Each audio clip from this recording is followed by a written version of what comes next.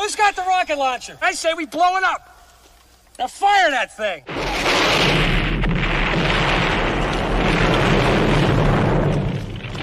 It's for the city of sports, playing with a giant Nick. With my man S. God. That's him. You feel the vibe? That's me. We going live. That's us. That like button shared, you been subscribed. Stadium. That MetLife, Big Blue, home of the Braves. Yeah. That turnpike, you can see that's where the game's played. NFL one day, then it's the NBA. Madison Square Garden, that's where the Knicks play. This that NY Logan, no it don't get broken. Legalized, mean this shit smoking. I'm on topic, dropping another episode. The game winner, trade, maybe a field goal. Everybody right now doing the wave. You tune in, the show called The Man Cave. I see the chat, they always doing their thing. Big views, 85 inch screen. The game's on, you rush and bleed. Remain calm, you on the road and chill to the watch along. The show's on, the host, you know it's S-God. It's no telling the panel filled with guest stars. You're now rocking with the voice, you know what it is. It's your boy J Boogie. You're now rocking with my man S-God.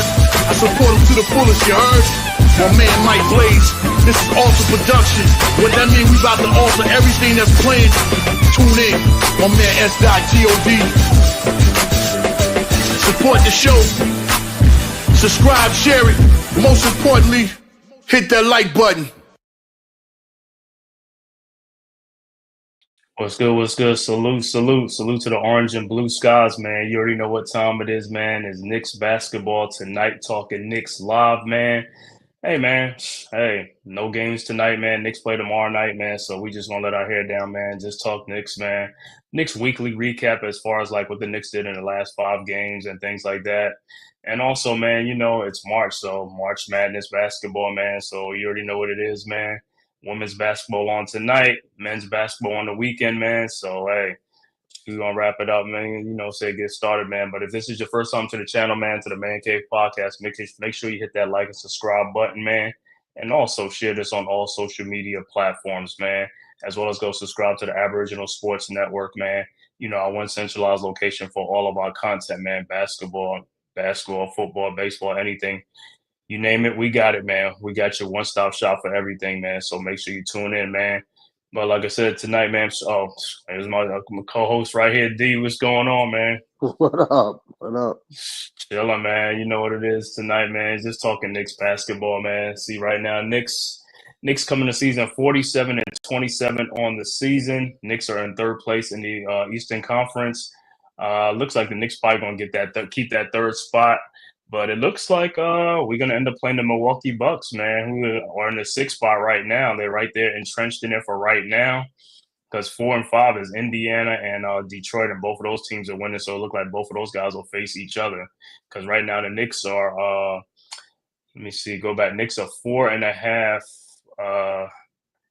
They're 4.5 games above the Pacers. Let me go to the NBA standings. It is right there. If you can see that, let me share it. Yeah, if they didn't dump those other games, they would have been a lot more above those other teams. Yeah, you know, they would have, you know what I'm saying? So yeah, especially the Pacers and Milwaukee. Yeah, you see right there, you see the Cavaliers, they ain't going to catch. The Cavs are at 60 wins, 60-15. Cavs are like 12.5 games above the Knicks. Celtics are 4.5.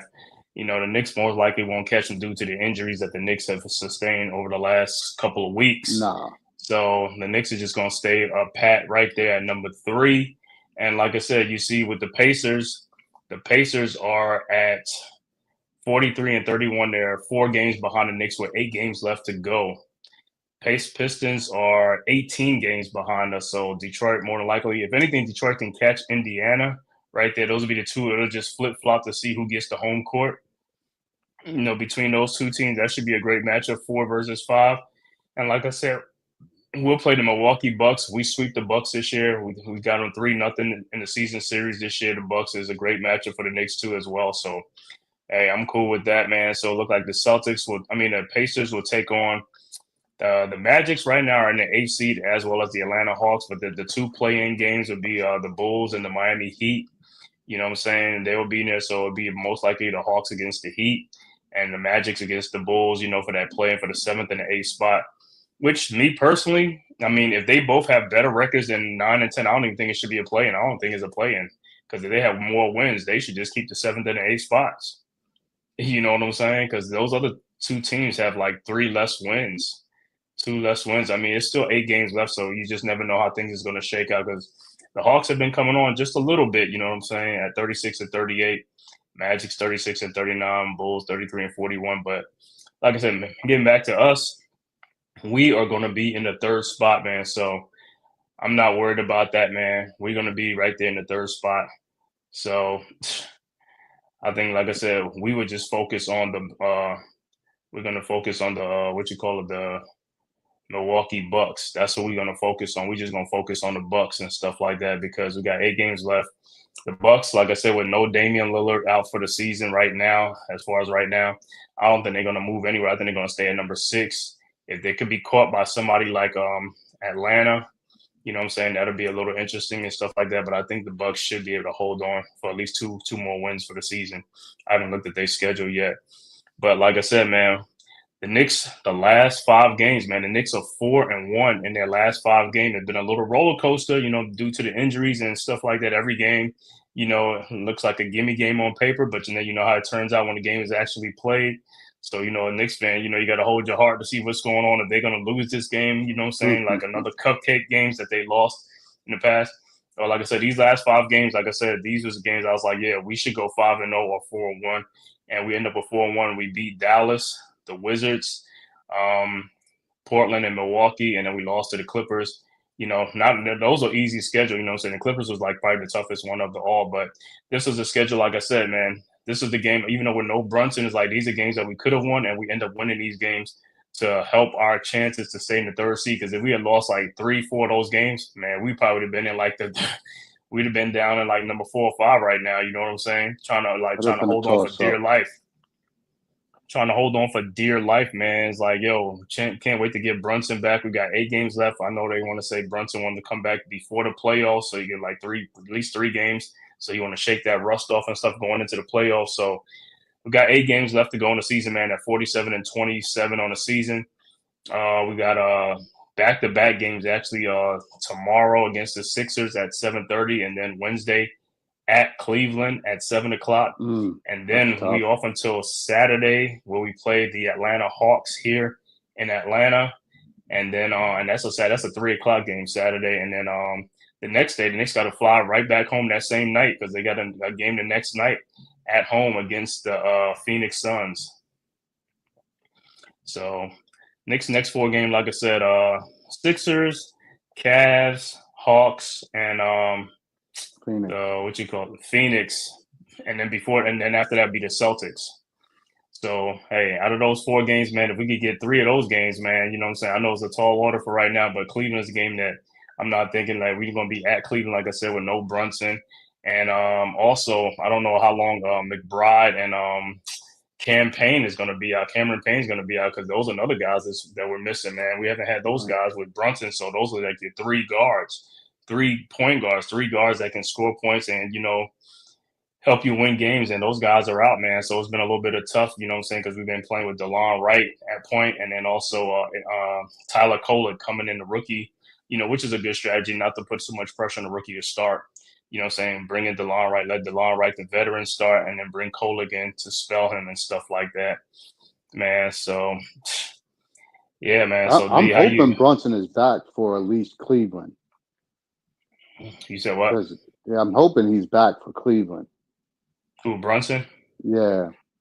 Yeah. Well, I don't know about that because that's 2 days from now. That ain't gonna happen. Well, exactly. They said he's running and he's playing. You know what I mean? You're just thinking that he's just taking his time coming back. Yeah, I would think that he'll come back either on the weekend. I would think he'll come back on the weekend. The Saturday game with Atlanta, and then the Sunday game with who was it, Phoenix. So he'll probably play one of those games. He ain't gonna play a back-to-back. So whichever one. So I mean, if he plays Saturday, he won't. Well, that's what I'm saying.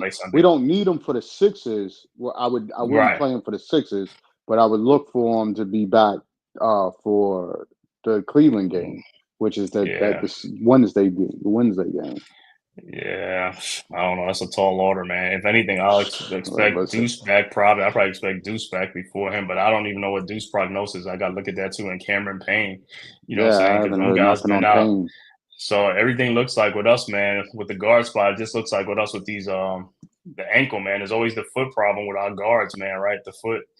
All of All them of have them, serious mostly. sprained The ankles and leg. stuff like that, man.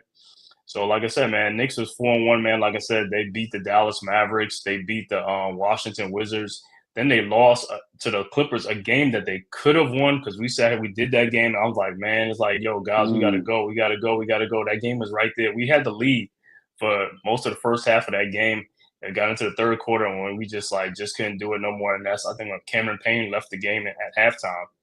So it was turned to DeLon Wright and Kolick, and turn the game around. You know what I'm saying? So, but that Right. was a game we had there in the first half that we just kept pressing the issue, kept doing it. We probably could have got those guys, but we had 13, 14 points. Yeah, we pushed it to like 20, 21, 23. Who knows? They probably wait. I ain't gonna say wave the white flag in the third quarter, but you just never know. You know what I'm saying?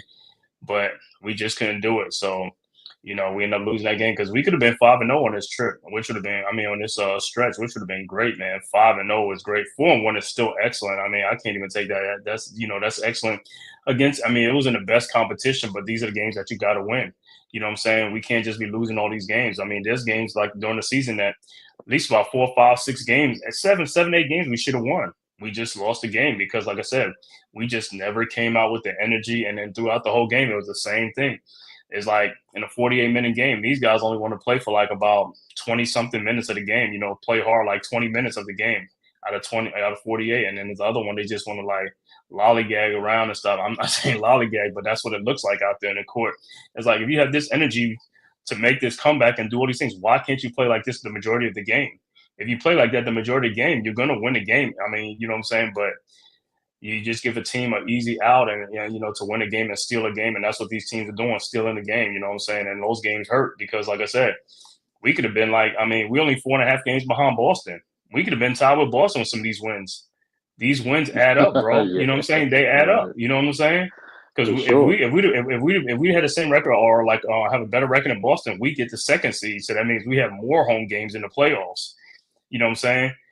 So home field, home court is a lot, man. You know what I'm saying? Especially in the playoffs and stuff like that, man. It means a lot to these guys, and also to have your fan behind you. But like I said, Knicks fans travel all over the place. Now the only thing with the Knicks is they just got to match the energy of the fans. Can they do that? That's the problem when they go. Mm. Can they match it? Because the fans be ready. The fans are ready in every arena, and the Knicks fans are ready in every arena to take over. It's just the way the Knicks come out. The Knicks be playing. They don't play with that fire, that desire, that passion, man. It's just like, bro, come on, man. It's just like it's almost like they're going through the motions, man. They just going through the motions early on. I'm like, yo, and I know we are playing wounded. We got a walking wounded team injury, but hey, at the end of the season, this is always this ain't. There's nothing else we can do. A lot of players, a lot of teams are hurt at this time of year. We just seem to be hurt a little bit more. You know what I'm saying? And this is the worst time of season to be nicked up or hurt at this time. You want to be going into the playoffs, ready and on and with adrenaline and also like like basically healthy. But for some reason, man, the playoffs has been one of our biggest problems because of injuries. Like every time we get near the playoffs, a key player goes down, and it don't matter who's on our team. Because even when we had Amari Stoudemire, Carmelo Anthony in the playoffs, what happened? Something happens. One of them guys is hurt or something like that. In the playoffs, you lose them. It's like, bro, we're not even going with a full arsenal. You know what I'm saying? Now you look at it. Jalen Brunson was hurt. Julius Randle was hurt some years. You know what I'm saying? It's just like it just goes on and on. Look at last year. Last year we was decimated, man. We have Mitchell Robinson out, Randall out, OG Anunoby out. You know what I'm saying? We had like a munchkin team out there in the playoffs. You know what I'm saying? For the most part, those guys, you know what I'm saying, they fought like warriors. You know what I'm saying? That team like last year had a lot of grit, heart, and determination. If they'd have had some more size, we'd have won some more games in that playoff. We know that.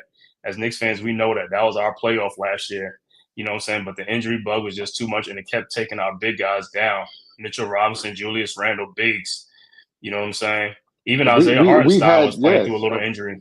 If we had more, no, there's no way we should have lost to Indiana in that Oh, of series. course, man. We know that, That man. was a OG BS. was out, Randall was out, Mitchell Robinson was out. I'm like, come on, bro. If we had some size, you know what I'm saying? They're like, yo, we'd have been in there and stuff like that. But, but that's last year. We going into this year right now. Like I said, Brunson, like I said, he'd be making his comeback. Like I said, What's saying Deuce McBride, also Cameron Payne. You know what I'm saying? Like I said, hopefully we get these guys healthy for the playoffs. Because in the playoffs, you're gonna need that guard play. Got to be able to run an offense. Got to be able to do some things. You know what I'm saying? Because in the playoffs, some teams will try to be a little bit more pressure, do some little more things to throw you off or take away Karl Anthony Towns and make somebody else beat you. You know what I'm saying? They're just gonna go through a whole thing. It's like you want all your arsenal weapons there, and that's what I'm saying. These guys got to play. Right now, while Brunson is out, you know what I'm saying? Show your grit, do what you got to do, go all out, you know what I'm saying? Because that helps us in the playoffs in the meantime. Because now when Brunson comes back, we don't have to really rely on him like that, like the way all the time. He got other people that can step up. These guys just got to play with confidence. They just got to, like I said, be aggressive. Just like when you watch these other team play, when you be like, God damn, man, they bench is coming in and smoking us. You know what I'm saying? I was like, come on, we need to play like that. And I know our bench is kind of decimated a little bit with the injuries and some of them in the starting lineups. Yeah, you know what I'm saying? So we'll see, man. Like I said, when Brunson, these guys come back, hopefully, like I said, man, with Tibbs, man, he does his substitution rotations be much better in the playoffs. That's a tall task to ask, man, but he got to do something. You know what I'm saying? He got to do something, bro. Because like I said, you seen right now, you watch it right now. You seen DeLon Wright play. You seen Kolek play. These guys can play. You can't. I mean, give them some minutes. You know what I'm saying? It's just like you want to give them like 40 seconds in a game or a minute and 20 seconds. That's not going to help, bro. You know what I'm saying? Especially when we play some games where guys going into the overtime. You don't want your guys playing 53 minutes. Like they never come out the game. They playing the whole 48 and then they're playing the 5 extra minutes. That's 50 something minutes or close to it. Correct. Give these guys like 12, 11 minutes, 14 minutes, something. You know what I'm saying? And sometimes even when we have a lead, a big lead, take them out, bring the bench in. You know what I'm saying? Don't be doing that staggering thing where you just bring one person in. It's like, bro, and you're not really giving these guys a rest. And then by the time you look, the lead has shrunk, and now you really can't take the guys out no more.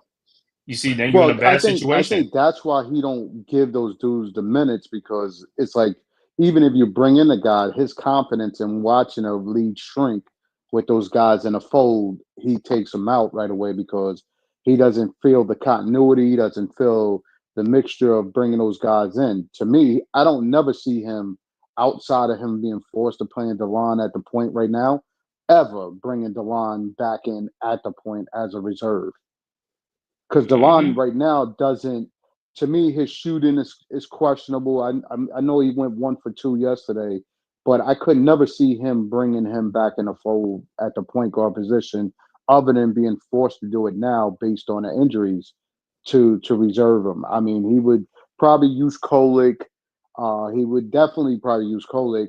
Campaign would do his duties if he comes back, but I could never see him bringing him back in the fold. But see, and that's another thing. See, that's what we talking about with him making adjustments. You see, so bringing someone like, even if Cameron Payne ain't doing well, bring DeLon Wright in to cause a little mismatch, to throw a wrinkle, because teams is not expecting that.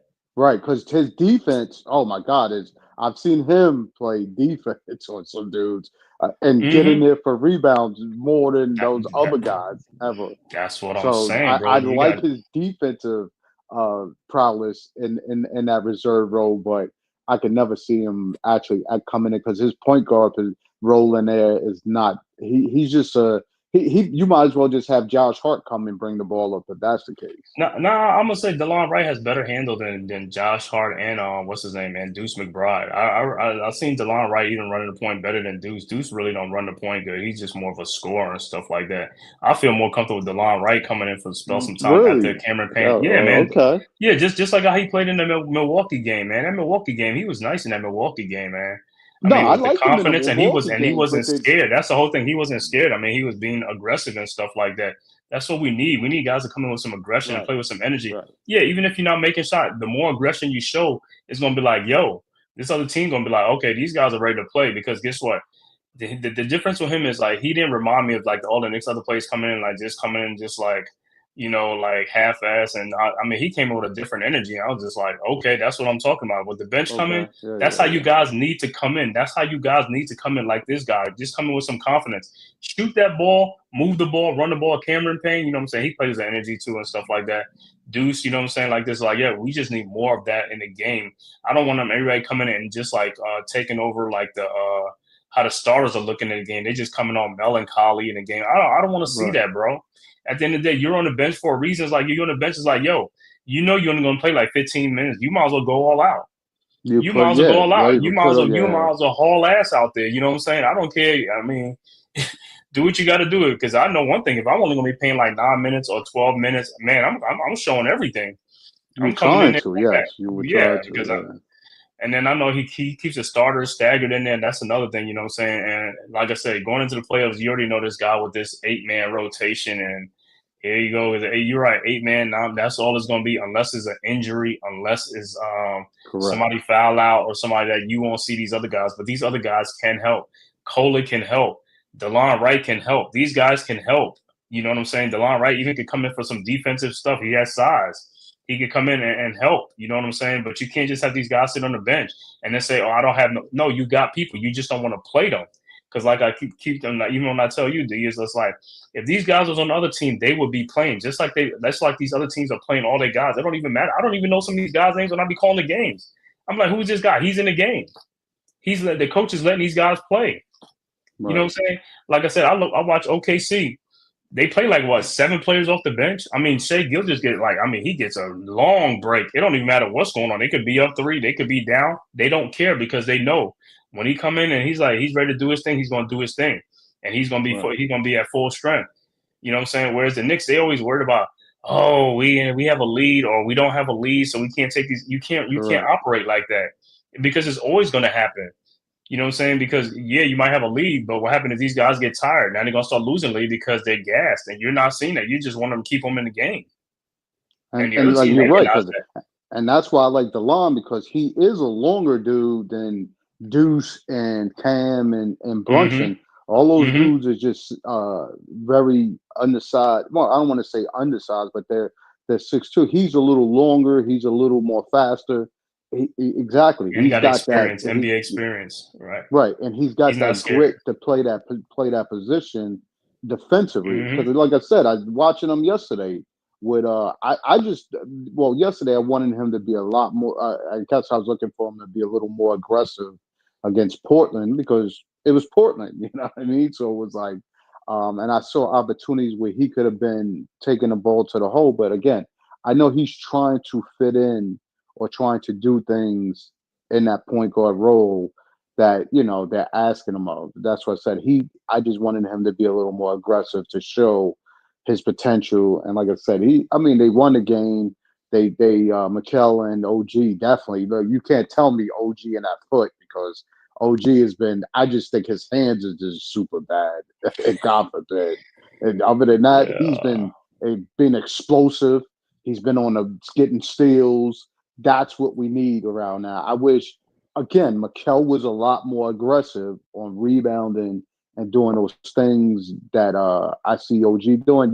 Then sky's the limits for us right now. That would be sky's the freaking limits if he had the aggressiveness that I saw in OG in that other game.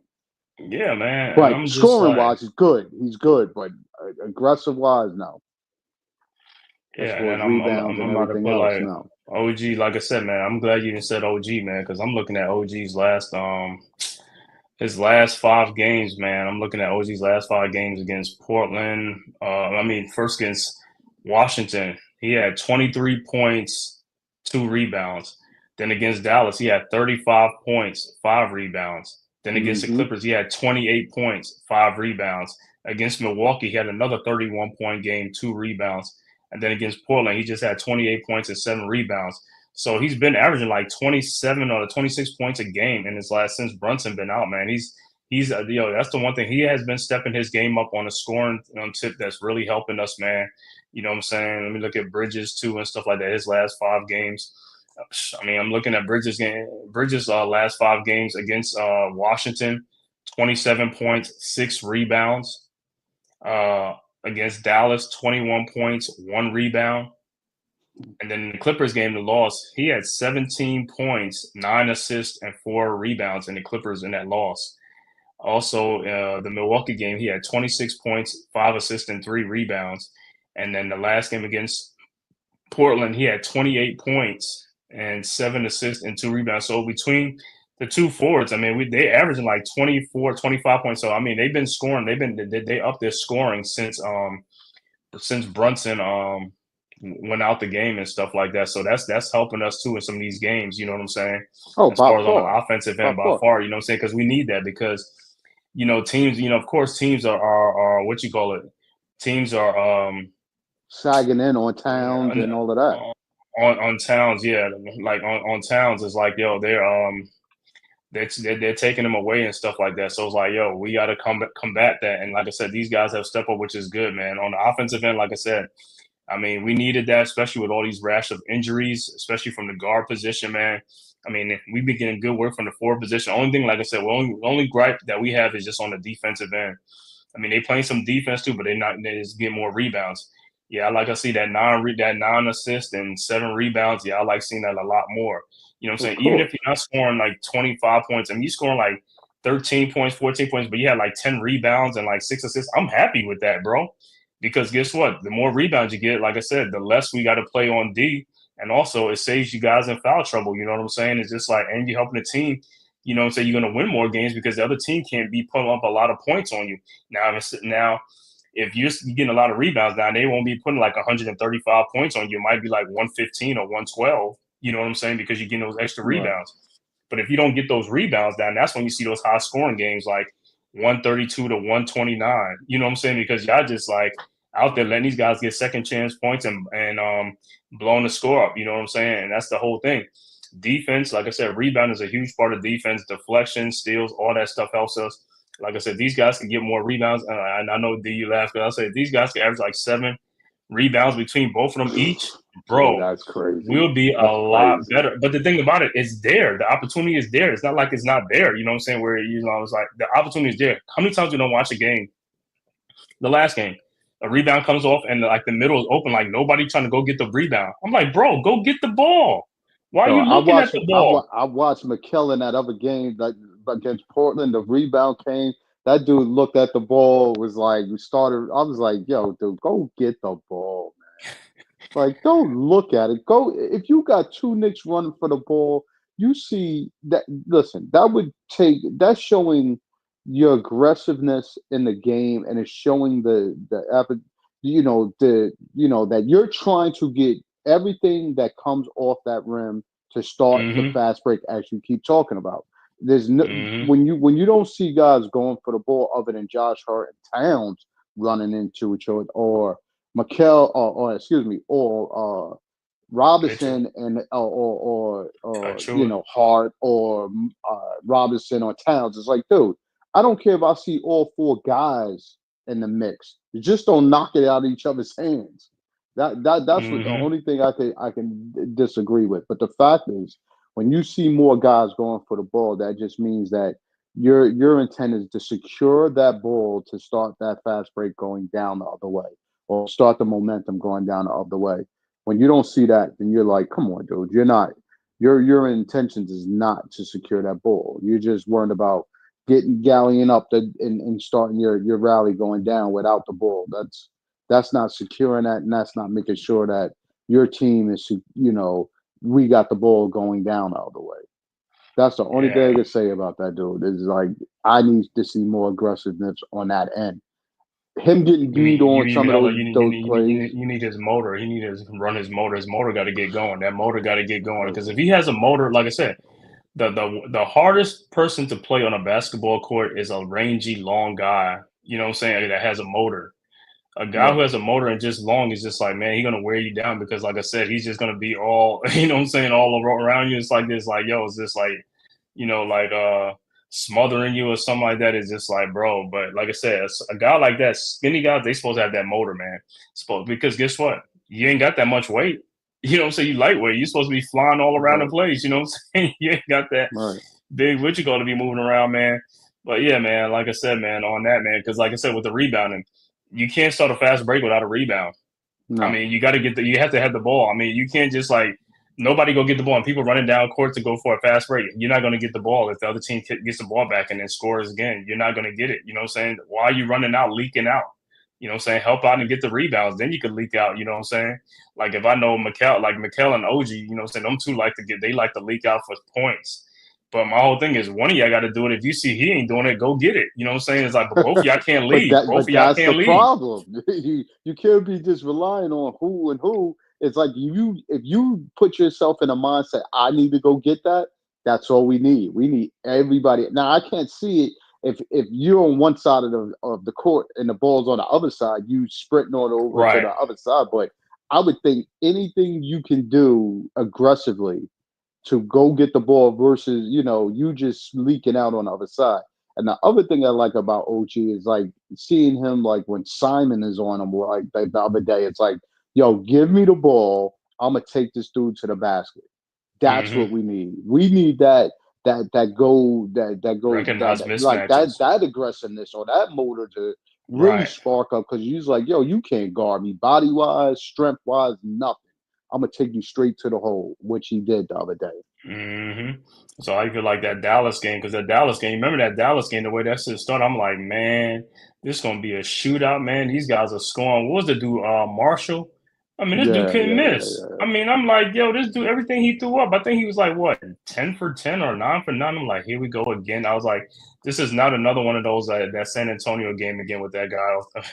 I was like, Yeah, please but don't let this be I another could game. take that because you're gonna have some dudes that have hot nights like that. Like Yeah. you just got to maintain yourself to be in a game where you're trying to stop them. Number one, and number two, that you're consistently doing the things within your lineup or within your team to still stay in the game by passing, rebounding, and not allowing him second easy shots like tap-ins and all that, which he was getting off some of those balls, box him out. So if you're limiting him on some of those shots, what they did later in the game, then you have a chance in the game to stay and win the game. You hmm can't listen. You can't stop guys like Vascal.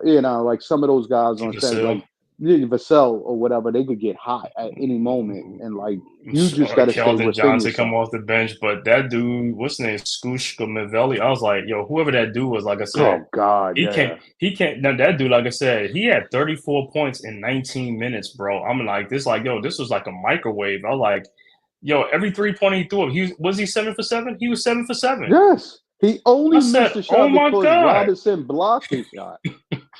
That's the I'm only like, time he missed the shot because Robinson blocked his shot. I'm That like, was it. yo, I'm in a twilight zone or something. It's like, yo, everything this dude threw up. I was like, oh no, don't tell me. I was like, yo, he's shooting. I was like, yo, that stuff is going in. That stuff went in. I said, oh my god, man, Well, because yo, and that's why he we was like lost a that game. Carl Anthony Towns on San hmm Antonio. You dig what I'm saying? So it's like if you didn't go out there and guard his jumper, he took the jumper, he made the jumper. It's like one of those things hmm that you didn't expect because again, there was no even if they got a scouting report on him, they was like he's a bench player. You know what I mean? He's coming off the bench, just like he could hit a jump shot. But yeah, he instantly served the purpose of what it was. If you didn't play him on that shot, he took you to the basket. I And like for mean, Towns, if he did play him on a shot, he went right around Towns for the layup.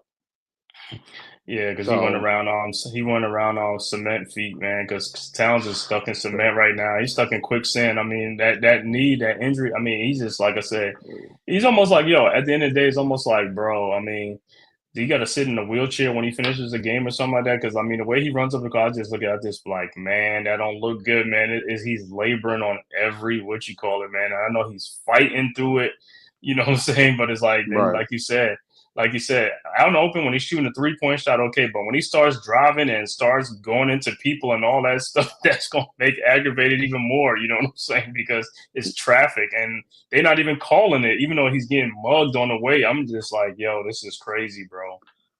I just think he's doing too much trying to do too much offensively than what his wheels are are Will are, allow him to do. are allowing him to put in to do. You know what I mean? And like I told you before, if you get that ball in a low post again against the smaller dudes, you got him playing smaller dudes. Like dudes are playing you smaller because they don't want you driving around a big guys like Portland yesterday.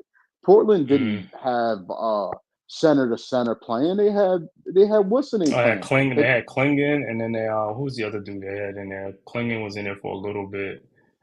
Yeah, but then Oh, you got somebody like 6'8" playing you, dude. Get in the post, get yo, lower, and jump hook him to death. Two Or two light things up I him to think death. 2 things I'm hoping is like, yeah, he needs to catch the ball closer to the post, and another thing, they got to start calling these defensive 3 seconds, start clogging up the lane. It's like, bro, we need those lanes open.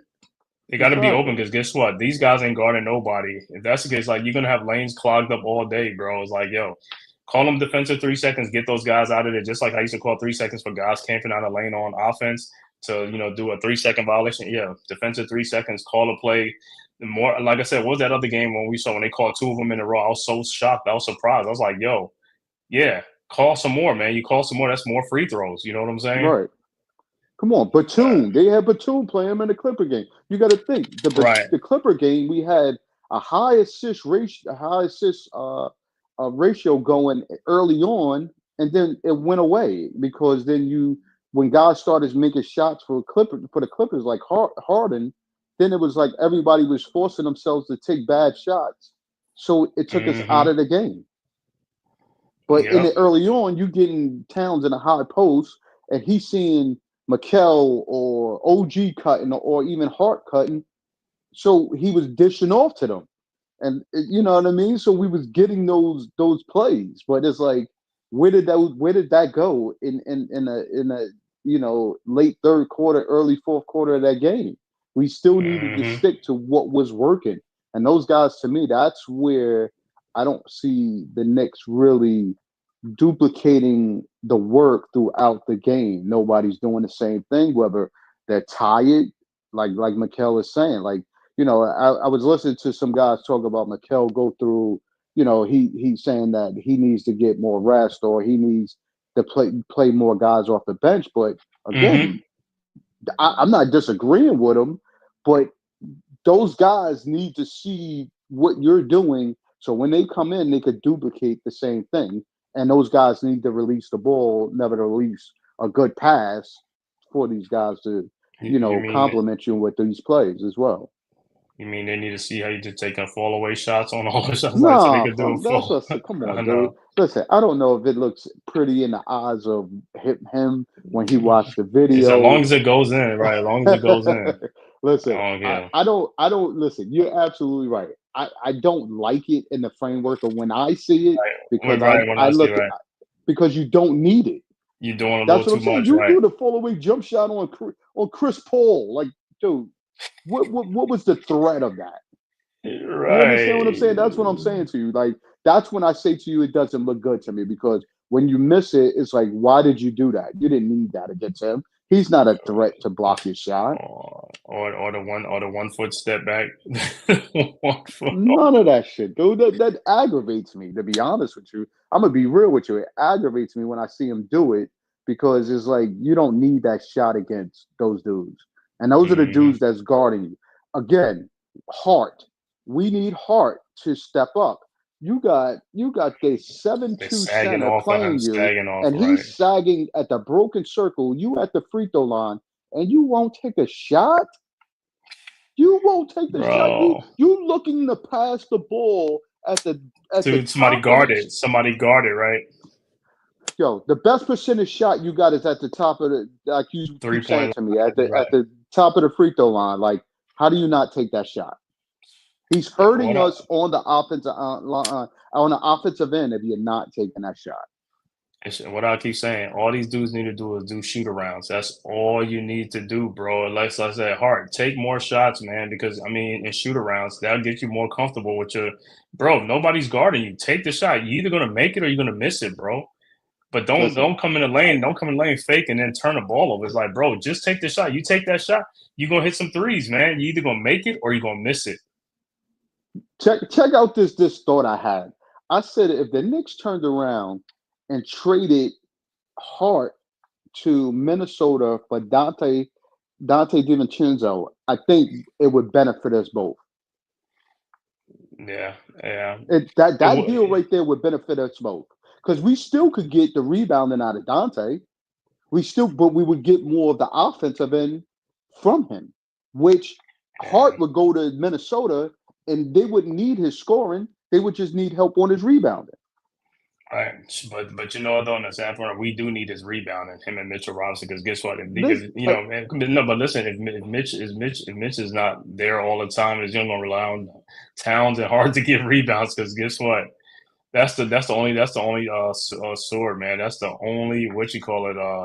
but we would What's the word I'm still looking get that for? out of Dante. Dante would rebound the ball. Dante rebound, but he doesn't rebound at a clip like Josh Hart. Dante is better than I'll say he's better than Mikal Bridges and Brunson, but I mean he'll get like 4 rebounds, 5 rebounds, but he won't nobody rebound He like Hart would at get that. He more don't than nobody that, at dude. that clip. His I think he would show you his hustle. you could get Dante without giving up Hart. I think we need Hart. Like even if Hart coming off the bench, Hart coming off the bench is a monster, bro. I mean, you see what he doing in the starting lineup because of his shooting, but that dude coming off the bench with a monster rebounding like that, that's even better. I mean, he'd be even much better against those like backups and stuff like that.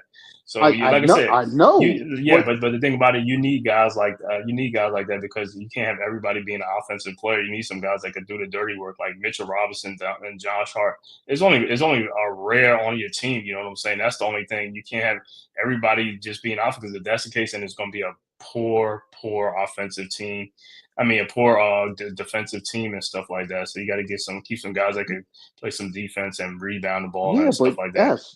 think about it. He's hurting our team by not taking those projected shots based on they don't even have a center. The center is helping off you to help with No, our center. I get it. I totally get it. But like I said, the only reason, like I said, because he's really not a starter. We just have him in the starting lineup. But next year, like I said, they get Correct. I somebody. got That's that. all I'm saying. Yeah, if they can listen, even if they get down to put him back on the bench, that's fine. That's what we need. But we need to keep him though. Like I said, because you don't find those type of guys in the league too No, no, often, no. man. I just said So we just need somebody in the I was starting throwing lineup out a that can theory. shoot the ball. I know. Right, I right. know. If we can get somebody in the starting lineup that can shoot the ball, and so that way teams Correct. don't say, I'm all for it. You know what I'm saying? That's what's Right, going to right. happen because we just got to go through it right now because, like I said, it's just what we have right now. But in the offseason, I'm pretty sure they're going to Correct. address that. So he'll Correct. go back to the bench and stuff like that. So which will be Yeah. fine. You know what I'm saying? That's Yeah.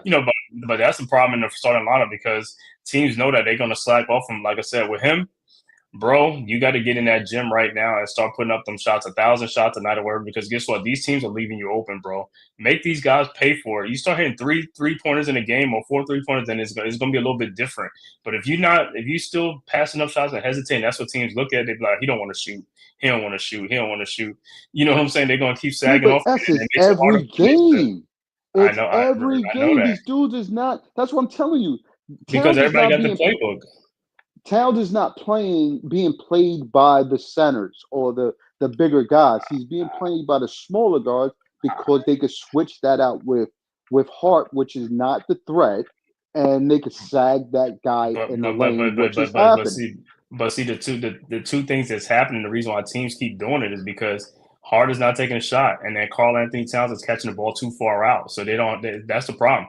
If Tibbs making be like, hey, catch the ball closer in the post, then teams will stop doing that a little bit because they be like, no, they're gonna send double teams over more frequently and Right. quickly because it's like he's taking advantage of. But if he's catching the ball at the high post, teams don't care. If he catches the ball at the high post and he's guarded by Drew Holiday, they don't care because he's out there in the perimeter. He's not by the basket, so they're happy with that. That's on the Knicks to make the adjustments and start making catch the ball closer to the basket. That's the coaching staff and that's him. It's like you got to like emphasizing, hey, they are playing us like this. Even Josh said in the paper, they get in the centers. If you know that they are playing you like this for these, why are you not making adjustments? If we the fans could to tell you what to do, why you guys ain't doing it? Well, If the keep centers don't saying play you like that, the coach huh? needs to tell them, or the players themselves No, need to the acknowledge coach that. the coach and the players. But like I said, Towns need to acknowledge that himself. But it's like the coach should be mad at him, but like, why are you catching the ball so high? But the coach don't get mad at him because that's what he don't care. It's like you gotta care. It's like this. You seen a mismatch. I'm seeing a mismatch on TV. Let's say Drew Holiday. I mean, you get the ball at 3-point line. Drew Holiday is on you. Bro, you could have caught that ball like about 4 feet from the basket, like right there by the you know what I'm saying, to catch it and turn and put Drew in a. But if you're catching it by the 3-point line, teams don't care. They be like, this is what we want. We want him to catch the ball high, and then we want Josh to be sagging on to sag back on because, like I said, now you messing up the spacing on the floor for the Knicks, and I don't know why the Knicks are not adjusting to that. If they can adjust to that and make changes to that, that's all it is. It's just like, bro, if I can say it and you can say it, they know this. Why aren't you doing this? That's why I don't like this coach as a what you call it. Because any other coach, like I said, any other coach, like I said, even Coach K and all stuff, they'll be yelling at dudes like, yo, What are you doing? Get in the post. You said that they're fronting you. They're playing a small guy on you. He doesn't understand. Why you not understand? You're a veteran coach. You call a timeout. Call it to be like, hey, you see what's going on? Get him in the post. Catch it. I don't want you to catch the ball out here by me, standing out by me. I want you to catch it out like right there by the basket, right where the line is, the free throw line, right down there by the basket. Catch it right there. If you catch it right there, guess what? They're going to double team you, and you'll have somebody quicker out to throw the ball out to for an easier shot. If not, you can take him in the post. They can't really double team you because if you bring everybody out, there's no extra man unless they just I know that's what I'm saying. That's what I'm saying. He would have to leave his man to really hard double you right away once you got that ball on that. That's what I'm saying. Anywhere within the paint, if they would have to hard double him. And again, watch when Brunson comes back. The first thing they're going to do is take one of their bigger small forwards or bigger guards, put him on, and as soon as he brings the ball down, they're going to double him and look to double Towns. So again, that's why Josh Hart always got those easy layups because he was always open. Because you got too many doubles, and that's what we said. We need consistency between OG and Mikal to knock down shots and not linger in the corners because they're going to come back and they're going to hard double Brunson right away, and they're going to hard double Towns right away as well. Listen, that's why I said to you when I threw out that theory, I was looking at the games because, again, that's what they're lacking off of Hart. Hart has to be that. I don't need him to be a 20, 25-point scorer. But if he finished the game with 10 to 15 points because you get easy buckets, easy shots, why not? But that's why not? But that's what you're seeing. You're seeing a difference. When Hart first came, he was coming off the bench, right? He wasn't noted because, like I said, he was a glue guy off the bench. But now, because of the trades, he's forced into the starting lineups, and teams are exposing that. So that's why, like I said, the Knicks can't really do nothing about it right now until after the season. No, they can. But like they can. I mean, just got to be more aggressive. No. I know he has to be more aggressive, but as far as like taking him out of the starting lineup and putting him coming off the bench is like they had to wait on that part. They had to wait on that part, right? You know what I'm saying? But as far as this, that's what I'm saying. On his part, what he has to do is he got to get in that gym and shoot thousands of jumper and be comfortable with that stuff, so he can shoot them things and let it rip. You know what I'm saying? But like I said, how do you feel about that? You would like to see Mitchell in the starting lineup. I wouldn't really want to see Mitchell in the starting lineup because, again, we don't have another big man to come off the bench unless Horportier comes back and they're willing to play Horportier. That's what I'm saying. That's what I'm saying. But the thing with Mitchell starting and Towns starting is a good thing. I could see that starting because then one of them will go to the bench and then saying stuff like that. They ain't gonna stay in together all the whole time. And then you still have a big man in the lineup. Right. True. That's what I'm saying. So very true. And the thing with Mitch is like he can stay back and get the rebounds and anchor and stuff like that. Towns on the perimeter if they do get past him or gets down. You know what I'm saying? Correct. You can get something. But I get your point. And you know what I mean? Because then you still got Precious coming off the bench. You understand what I'm saying? So even if you do that, you still got a Horportier, then you can still bring in Precious to spell, different minutes or different times or whatever the case may be. But again, the way Tibbs do it, he pieces them up. Well, I'll bring out Towns first, bring in Mitchell, and then we got that lineup. Then we could bring in Precious or we'll bring in Shamit to do Hart, and you know what I mean. Then the good thing, if Shamit really finds his shot, he will be very, very good because again, he is that dude that shooting guard that will come off and shoot the ball. Correct. If he's wide open like Josh Hart, he gonna shoot that ball. Exactly. Exactly my point. That's why he's the first one off the bench because they want his shot to come back to see when he comes in, he's right away. He's trying to fire up those open shots. Dig what I'm saying? That's what I said. Because why? Because that's a mixed match problem. You can't turn around and put a center.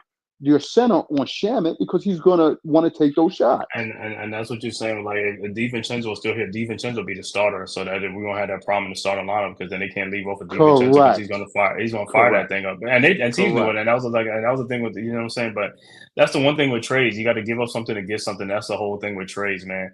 Now what I would want DiVincenzo back. I would want him back. I would have want him back in a heartbeat. You know what I'm saying? I still want him back in a heartbeat. You know what I'm saying? Because I know what he can do and stuff like that. I didn't even know because to me, I always look at it, if the Knicks, honestly, to me, if the Knicks would have done a whole lot better, and the only reason why they did it is because of the contracts, how the contracts match out, of course. But That's because that's because Minnesota they requested him to be in the trade because they try to get him before free agency before he went to the Knicks because and he ended up picking the Knicks, but they always wanted him and stuff like that. So that's why when they made the trade for Towns, he had to be included in the deal. You know what I'm saying? Because Minnesota already wanted him and stuff like that. Because I would have rather the Knicks give up Deuce McBride, to be honest with you. Right. But that's what you that's dig what what I'm they saying? Because requested. Yeah, our team would I have know. been still successful. I think they would have been more successful if we would have made that deal with Deuce in it. Not to say I don't like Deuce. I love Deuce because he comes in, he's still giving us what we need. But the fact is, we got a bigger point guard and a more talented shooting guard in our starting lineup that's going to do what we need them to do in that lineup. And I was happy that they kept Deuce in at Mikal trade. They wanted Deuce in at Mikal trade, but the Knicks held out and put some other guys for Phillips because they really wanted Deuce because then Deuce would have been gone too. It would have been like, bro, we ain't got nothing. It's like you know what I'm saying? But how you feel about these next 4 games, man? Like I said, it's Philadelphia, Cleveland, Atlanta, and Phoenix. How do you see the Knicks in those 4 games? What do you think the Knicks record would be in those 4 games? Like, how do you see them in that 4-game stretch? Because there's only 8 games left. Well, I mean, if I had to look at, we could go 500 because we got Boston at the end of that road trip. No, I'm just talking about the 4 teams. How you think they're going to go 3-1? They're going to go 3-1. 4-1. We could go 4-1. 3-1. Excuse me, 3-1. Yeah, because based on it. I mean, I honestly, I think the true testament, like I told you, if we could get Brunson back for at least the Cleveland game, I would think we got a high chance in that game. I would love to see what they look like with Brunson with that lineup, almost the full lineup back. Yeah.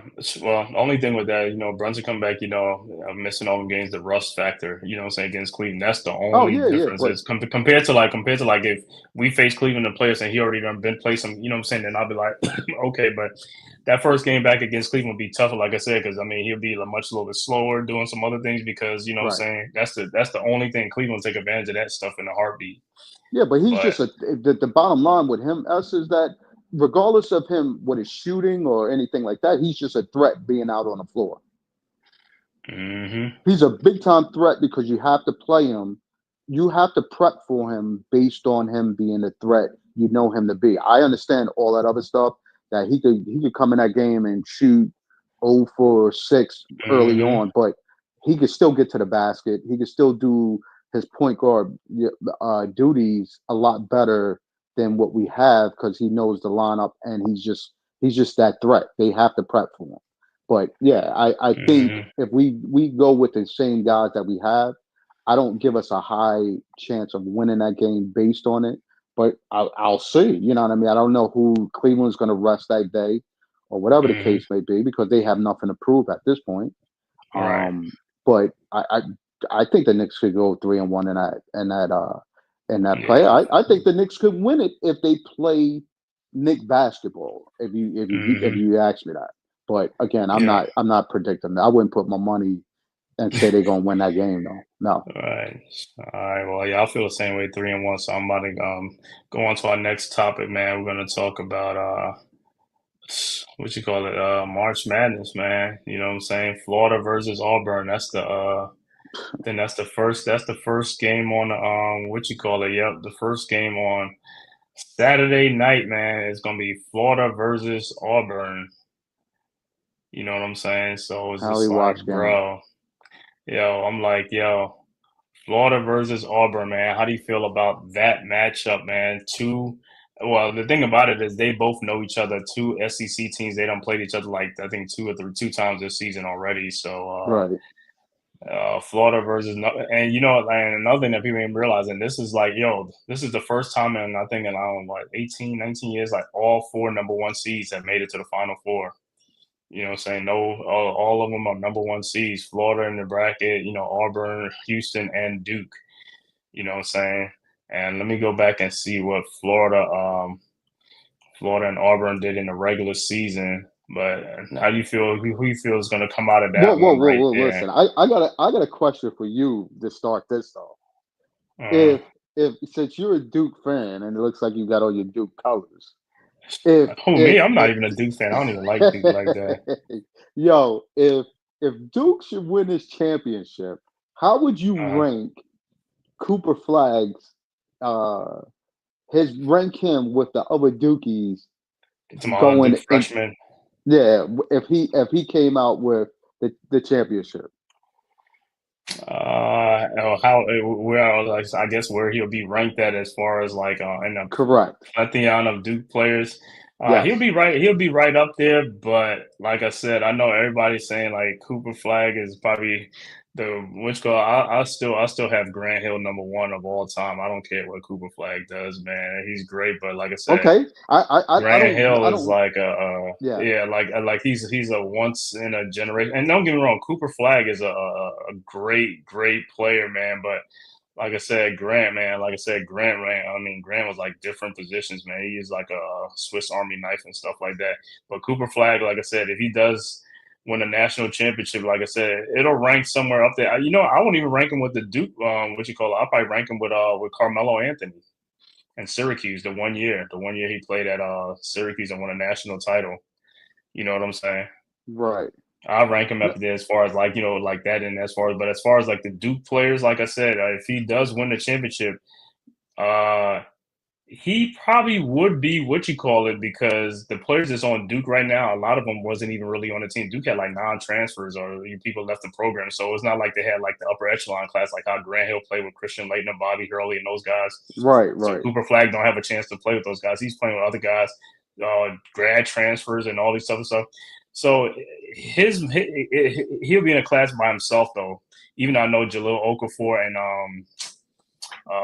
Tyus Jones won a championship in their they won an only season at Duke. You know what I'm saying? That was another. So he'll be up there with that part because, like I said, I think the one and done's got to stay together compared to like the Grand Hills because those guys played with upper echelon and when them guys wasn't able to leave school. So his will rank right up there with Tyus Jones and Okafor and them, and he might even overtake them. You know what I'm saying? You know what I'm saying? They win it and stuff like that. But he'll be right there with them and saying with Cooper Flag and stuff like that. And as far as the freshmen, the one and dones, like I said, Zion, Oh, he RJ outdo Barrett. he would definitely outdo them. Yeah, I mean, yeah, he won a national championship over those guys. I mean, he won a national championship. Those guys didn't win one, but like I said, they had a great season too because they lost in the they lost in the final four. It was like the championship, like the game before the championship. They lost to Michigan State. I remember that game. They lost by 1 point because Barrett missed that free throw. Had he made the free throw, I think they would have won the game or they'd have tied the game. It was something. I think they would have tied the game. It was something like that. But yeah, excuse me. No, I'm just trying to look through because this. I mean, if you to me, Cooper Flag is a talent, dude. I Oh mean, yeah, no. let's keep in mind he's a Don't give me. I talent mean, and a half. listen, bro.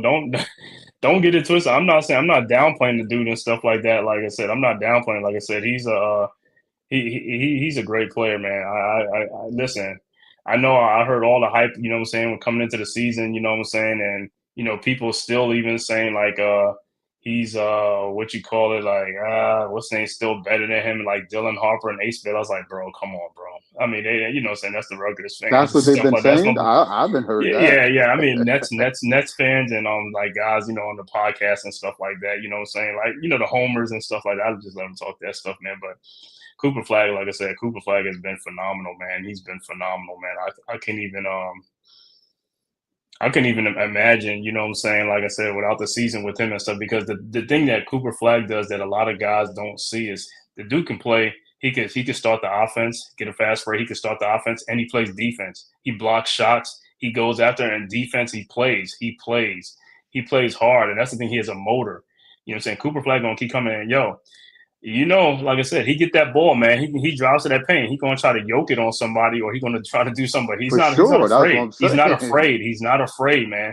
And I know some people saying like, because what I'm saying he's one of the Duke white boys and stuff like that. But it's like, bro, nah, he's a different breed, man. That dude can play. And the thing about it is, we had to realize he's from Maine. When have anybody ever talked about Maine Main basketball? You know what I'm saying? basketball, The yeah. state of Maine. That's what I say. I think that's what makes him even more what you call like this I was like, yo, they play ball up there. They play ball in Maine. It's like, yo, and people just say like, oh, he from Maine. He's like, he ain't what you call, he from Maine also, but yo, he put the basketball world on notice this year, man. People who didn't get to see him or just heard about him and see him play, and it's just like, oh, he ain't all that's like, bro, you gotta understand what this kid is doing though, man. It's like he playing on both sides of the ball. It's not like he's just playing on offense only and stuff like that. He could shoot threes. He got a mid-range game. I mean, he could post people. When he get that mismatch, he taking you inside. That dude see that mismatch, he taking you inside, bro. And he taking them dudes down there to the paint. He laid up or whatever he got to do. He's taking it in there. When he see that mismatch and they don't double team him, he sees that mismatch. With his versatility, he can bring you off the dribble. He could catch you in the post. It's depending on who's playing him. Correct. And that's what I said. And that just goes into the play of like with them with Houston. But we'll get to them. We'll get to them. My bad. Yeah, I just wanted to see how you would rank him with those dudes, because at the place of where he is, I honestly, I could honestly tell you, I think he's better honestly than Grant Hill as a freshman coming in doing what he's doing. He's not better than Grant Hill. I'm talking about skill wise and stuff like that. No, don't get me wrong. Don't get me wrong. He is a great player though, but Grant Hill, like I said, Grant Hill was a special talent. Ask you, where is it that you don't think he's better than Grant Hill as a freshman?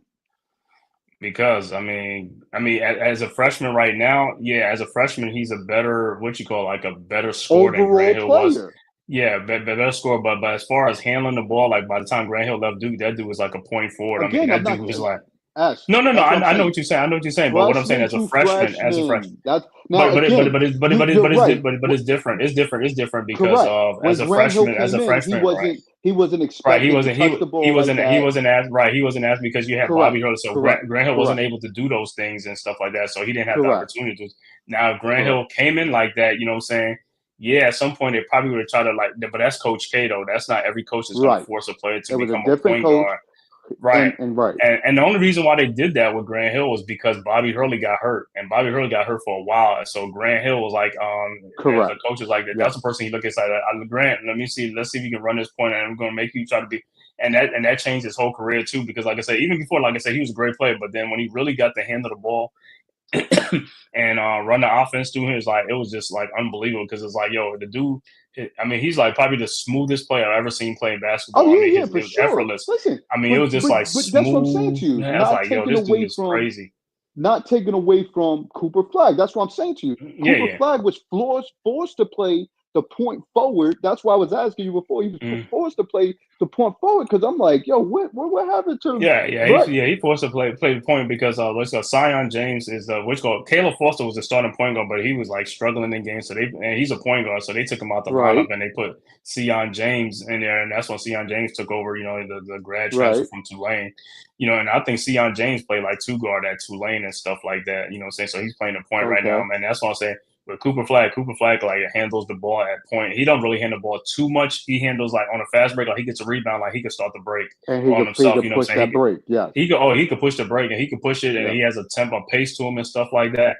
Yeah, but as far as like that with Cooper Flagg, like I said, I'm only going to compare him to like the RJ Barretts, the Zion Williams, the one and done. Tyus Jones. You're doing him a service. Dude. No. I'm not saying no. I'm saying like as far as playing with the one and done, because like I said, Cooper Flagg with a one and done, Jack. Yeah, with the one and done. Because if times better than those dudes then. Yeah, but if he'd came in with like, let's say a Kyrie Irving with him, and Kyrie Irving handling the point, then he won't get to do those type of things he's doing, because Kyrie Irving will be the point guard automatically handling the ball the whole time. Necessary. Right, but when he like this is like, oh, these guys are like, some of them on combo guards, so I really got to do it. So you've seen his versatility, and this is on. We don't even talking about an 18-year-old kid. So if he just stayed 4 years, that's what I'm saying to you. You can see the difference in it. Like you can see and that's what I'm saying. You see the difference in the dude's game and stuff like that, because of the situation he was for. It's almost like I ain't gonna say even like, I ain't gonna go say with the LeBron thing. Remember LeBron was with the Heat, and they had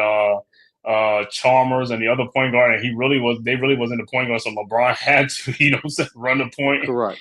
You know what I'm But we saying? It's knew almost something like that. we knew off the back LeBron can handle the ball. I mean, Yeah. he He did it in did it high a school. lot. Did it on the right. But I'm just saying when you have like a point guard, like he really needed a point guard so he could like work on like do his own thing. But then he couldn't do it because they didn't have a point guard, so he had to do that type of responsibility too.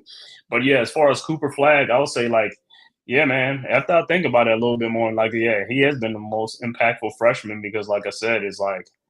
Yeah, if he wins this national title, man, it's gonna be up there. It's gonna be up there with the Melo thing because Melo did it as a 1 year. I mean, he was a high scorer. For one and done? No. Yeah, Melo was a one and done. Yeah. I know that. I was a Syracuse. But the fact is that, like I said, as you see the player in which you have, that's why I was asking because it's like he has surpassed or has to me. Even Christian Laettner, was Christian Laettner a good dude his freshman year? Yeah, but I mean, as far as talent wise, he's the overall talent. Yeah, as far as talent wise, like I said, he could play like 4 positions on the court because he could play point, shooting guard, small forward, and power forward. And at times you can put him at center because he's 6'8", 6'9", and he can jump. You know what I'm saying? That's the thing with him; he can jump. So he could jump. So he could block shots and all that type of stuff. So yeah, he's a Swiss Army knife on a lot of stuff. Man, I love this passing. I love this passing in the game with Malachi with the throwing those alley-oops to Malachi. Oh yeah, so the Mellow Watch, yeah. He has that thing. Like compared to a point guard, yeah, he got those like the touch. Exactly, like, how to throw the pass and also how to throw the pass and stuff like that. Again, now listen, where he needs to put the ball for him at being 7'1", 7'2". I mean. But again, we're on a.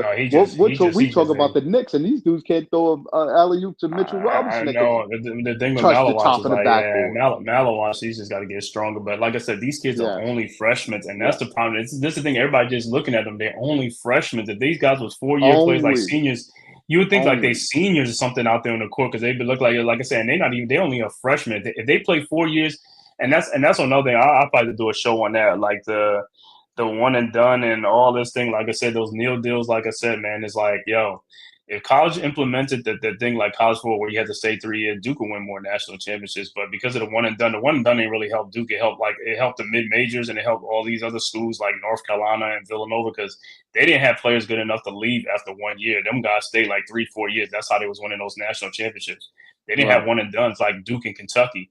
Now, if they implement a rule where them dudes had to stay 3 years, Duke and Kentucky probably win more national championships. Them dudes won't probably, you know what I'm saying? Because the only reason why them dudes was winning because every year they kept getting with a new starting five, freshmen. It's like, you got talent, but it's also chemistry too, man. And the more experience you get, is like 1 year, 1 year is not enough. And the more you keep breaking up the team, I think with these Neal deals, that's the whole thing is you never have a continuity because you could lose like 3 or 4 players right away because even when the bracket started, those teams, those players are already putting their names in for the move right away. Mm-hmm. So people already know that they're going to lose certain players as soon as they even hit and that's horrible. You shouldn't have that on your mind or on a player's back if they put their names in that box right off the bat because then the coach is mad with you. Yeah, because I even think with the Johnnies, when the Johnnies, like, they already knew who was on the move when they was playing. That's what I said. That's horrible, dude. That's in all sports of football and basketball. I don't know why they allow those guys to move around during this. It's like they should wait till the season's over, then you can do it. That's too much and way too early. They want their names in a box way too early. I think that you can't have that because it limits that coach to look at you as a player going forward. Number one, and that's the thing with Cooper Flag. He was saying he was putting it out there if he didn't win it, that he maybe would stay another year, which I think is to me devaluing his like you said, devaluing himself for going into the next realm of Cooper Flag. And Cooper Flag he's just talking right now though, because I mean he making his Neal deal is $4 point something million, but he can make that in the NBA and stuff like that. No, dude, he could like I said. That's Like I why said, they the even thing say with with these some of kids, these WNBA players, like they could right? stay in school. They're long Yeah, like the women's right. than hell. It helps the women to stay in school because you get millions of dollars compared to like being in the WNBA where you get thousands of dollars. You know what I'm saying? So yeah, you can stay in school longer with women's, but the reason the men's don't stay in school longer because it doesn't help you. It hurts you more because Correct. the thing about it, these guys want to hurry and get to these contracts. Like I said, your first contract Correct. be like when you be 22, they can get $100-200 Right. million dollars or something like. So you want to get to those type of deals faster, and that's why these guys only want it done. So that way they can get like 3 contracts in their professional career, at least 3 contracts. That's why they're trying to hurry and get out of school compared to like if you stay in school for 4 years, now you're 22 years old when you come out. Then it's like after your first NBA contract, you're 26 and that's your first contract. Then your second contract, you're 30 years old. Once you hit that 30 mark, you already know what it is. You know what I'm saying? That's starting to decline. So it's like, whereas if you come out at 18, now you're going to get 22, 26, and 30. That's 3 contracts already, you know what I'm saying? And more, depending on what it is, you know what I'm saying? Yeah, So, but keep in mind, as soon as you get out of college for Cooper Flag, as soon as he gets drafted, first round, first pick or whatever, he's yeah. guaranteed at least Yeah, I know. 65 million guaranteed. Yeah, I know. Like I said, he's getting like because You know the what I first mean? pick So in draft because the where are you first pick in draft losing? it's like I know you're not losing. That's what I say. It doesn't for the men's. It don't help them. Yeah, The women's it yeah. helped them because the women's only getting like what 75,000 or $100,000 or whatever it is. It's Yeah, like but yo, see, where you can get. right, even with them, even if they bump up their salaries, right, they probably still wouldn't guarantee. They couldn't be guaranteed no That's more what. in 4 years or 5 years. More than they probably won't even guarantee them just 1 million for their Right, 4 years or that's what five I'm years. saying. That's why it helps them to stay in school longer. Juju Correct. Watkins, all of them, and stuff like that. Oh yeah. But how you feel about this Florida Auburn game? Because they only Well, met one time, and I think they met one time, yes. and Florida beat Auburn at Auburn 90-81. So I mean they SEC folks, so they know each other and stuff like that. So I mean that's what I'm saying. When I saw the game, I was like, oh man, it's when you play somebody it's easier compared to when you haven't played somebody like all year like Duke and Houston. They haven't played each other, but for Auburn and Florida. So how you see this game going down, man? I think I see Florida coming out of this game with a win and stuff like that. Florida got some See, bigs that could just rebound and. Then they got that Carl. What is it doing? Clayton. He can shoot the threes. The right. Aberdeen. And don't get me wrong, Auburn got some players too, Janai Broom, but that's the thing with Janai Broom. See, he got hurt in that game towards the end, and I don't know how he's going to be for this game. That's the only thing, you know what I'm saying? He's not going to be at Well, he 100%, got the but he Saturday got to get right though. yeah, he got to Saturday, but still, but whatever the way he came down, it still ain't going to be like, you know what I'm saying? It's always going to be Right. like that one little misstep. And when Right. you play Right. down in Right. the Right. post, you're going to be coming down on people's foot a lot, grabbing rebounds, jumping up, and that's the Well, you would only hope thing. not, because You'll nobody hope coming not. down on You'll hope somebody's not. foot is good. No. I'm talking about, but when you jumping up to get rebounds underneath, you don't know who's, you know what I'm saying? People, it's a congested lane, so it's a high chance you're going to step on somebody's foot than getting down and get Correct. rebounds. Now, it'd be different if you was out there shooting 3-point shot and, somebody's like walk under you or something, put their foot under Undercut you. you, That's yeah. different. You know what I'm saying? But in this game, like I said, I see Florida winning this game, but hey, I would not be surprised if Auburn wins this game too, because like I said, they got the guards too, Denver Jones and Pettiford. And like I said, Auburn, like I said, they know each other, so it's not like you know what I'm saying. It's like a walk in the park for Florida. So you know what I'm saying. So it helps Auburn that this is one of their their their SEC rivals. So this game is Right. gonna be a closer game. And let me see what the line is on this game. They got Florida only as a 2.5 point favorite. The game is like 160 points in this game. So Florida's like a 2.5 or 3 point favorite in this game. I could see that happening either way, like I said, but I could see Auburn winning the game too. But I would go with Florida because Florida's playing better right now in the tournament. They playing better. You know what I'm saying? They one of the hotter teams, even though, like I said, they came back to win that game. But you see, it's like Walter Clayton is on another level right now. But hey, Auburn guards, like I said, Pettiford and what's his name? What's the other kid name? Denver Jones, and I forgot the other kid's name. But like I said, they could be right there too. They could have a big day too. You know what I'm saying? And hey, they said on the national stage they're gonna let it all hang out, right? It's like, hey, leave it all out there on the court. So this is gonna be a battle in the SEC, man. This is gonna be another big battle. You know what I'm saying? But like I said, Honestly, I'm liking Auburn in this game. Yeah, no, listen. Don't get me wrong. I would like Auburn the game, but like I said, just the injury to Janai Broom is just like it's kind of salting me down. Because if he was healthy like the way before that game, it's like yeah, I could be because that dude is like a double machine, man. Janai Broom, that dude gets rebound. He's like their all everything player for Auburn and Correct. stuff like that. You know what I'm saying? And I then like I think said, I didn't think Cooper Flag was going to come back as quick as he did from his sprain. If right, he could, if he right, could pull off and come back like as well as Cooper Flag came back, I'm liking him to come and bust tail because this yeah, is it. You know what I mean? And like you said, they got something. They got something to play for a loss hmm they got in the first at game, home, which they right, should have right, won. right. So I think they honestly I think they could win. I Yeah, honestly this think is they could. right. I listen. I don't disagree. Like I said, I could see either one winning the game. But if I had to pick, I'll pick Florida right now. But I won't be surprised if Auburn wins the game. Like I said, man, they both know each other now. If they was in a different conference and they never really plays like this, it's different. But when you play against your conference team, it's like yo, y'all have similarities. Y'all know each other's like habits and stuff like that. So it's easy to play against those guys. And like I said, hey, for Florida, what happens if Walter Clayton gets in foul trouble? Now he on the Correct. bench, right? He on the bench, so it's Right. just like, yo, that's another thing is just the foul troubles and stuff like that.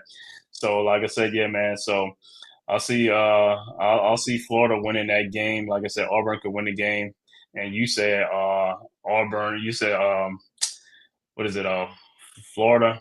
I mean, you see Auburn could win the game, right? You said Yes, you have a I'm biggest looking at decision. Auburn. I mean, but it does it depends on Broom's how he comes back. But I think he's going to be right for that game because they got the Saturday, so he could be right. He could be right Yeah, by then. So yeah. Saturday they got I'm not even looking past where he's going to be. I think he's going to definitely be ready for that game. Once he gets that rest, and they got a long time to get that ankle right. Yeah, Um, he being he be getting all that medication and all that treatment, all them treatments but on just his the foot. You know treatment what I'm saying? alone, that's what I'm going off of. Just because medication, he needs plenty of ice, he needs No, I plenty of mean like rest. yeah, I mean all that stuff, and you know what I'm Yeah, saying, yeah. and they're gonna shoot that foot up too if it's not ready by Saturday, so they're gonna shoot that foot up that Oh, pain. You know what I'm saying? It's like, hey, I mean that's the last result of it, but I would just think in itself he would be ready for it without all of that. He's well, you young. I think got his recovery is going to be what it needs to be. But mm, from the guard position, you think Clayton is going to kill him on the other end, though? Clayton is gonna have a good game, but like I said, but they got guards too. Auburn got guards. That's the thing too. They got Pettiford and what's his name, Jones, and there's another guard or something like that. So yeah, man. Like I said, that's one thing, man. When these teams know each other, man, it's just like, yo, they can have a big game and stuff like that, man. So Florida's gonna need Clayton and Aberdeen to have big games, and then the two bigs in there and stuff like that. And number 15. So you got Auburn, I got Florida. Now the next game, you know what I'm saying, is the big on Duke Houston versus Duke. Dude, That's the late oh game. my That's like God, the that's 8:49 game. Houston versus Duke, the number one defense in the NCAA. Houston against the number four defense, which is Duke in that game. crazy. Houston also is the number one 3-point shooting, percentage in the NCAA and stuff like that. So Duke has their hands full, man. But like I said, the only thing with Houston that I worry about with Houston is they're a physical team. They get in you, man. They're a physical team. You know what I'm saying? Like I said, the team that kind of scared me when I was Alabama, but we blew Alabama out because like I said, Alabama can score. Them dudes can score, bro. I thought that game was gonna be a track meet. Duke got the 80 some points, but Alabama never did. But Duke, like I said, Duke can play defense too. So this is another thing. And I was like, Duke can play defense on Houston. Like I said, I go with our scoring over their scoring and stuff like that. Even though Duke is a 5-point favorite, Duke is 5.5, 5.5 point Right. favorite in this game, I and the over and under honestly, is 136 points, 136, 137.5. Because Houston is like I said, their offense ain't they can score, but their offense ain't like a high. They more of a defensive team, so this could be one of those games where it'd be like a 60 some game or 70, 60 something. But it's probably gonna be a low scoring game and something like that with the defense and stuff like that. And like Houston might not want to slow it down. You know what I'm saying? They don't want to run up and down right. the court. So that's the only thing that can make it a lower scoring game.